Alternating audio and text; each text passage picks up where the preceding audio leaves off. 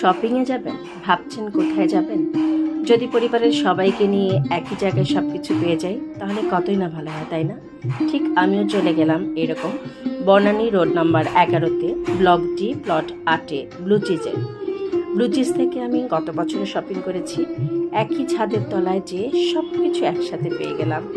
বাচ্চার পাঞ্জাবি, বাচ্চার বাবার পাঞ্জাবি, আমার ড্রেস, আমার মেয়ের ড্রেস সব যদি একই ছাদের নিচে পেয়ে যাই একটা আরামদায়ক পরিবেশে, তাহলে তো অন্য কোথাও যাওয়ার দরকার কি, তাই না?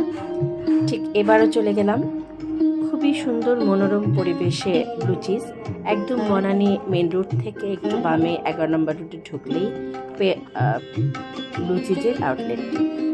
যমুনা ফিউচার পার্কেও আছে এদের একটা শোরুম। আমি অবশ্য বনানী থেকে শপিং করলাম।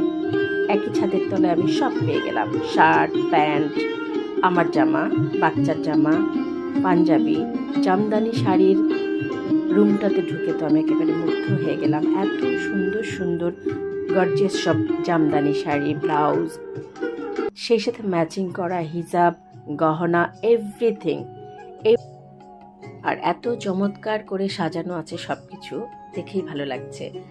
আর প্রত্যেকটা জিনিস একদম স্ট্যান্ডার্ড, রুচিসম্মত, মানসম্মত, কাপড়ের কোয়ালিটি এক্সিলেন্ট, ডিজাইন অসাধারণ।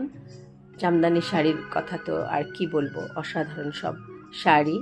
প্রত্যেকটা কর্নার কর্নার এত সুন্দর পরিবেশ, যেটা সবাই আসলে মুগ্ধ হয়ে যাবে।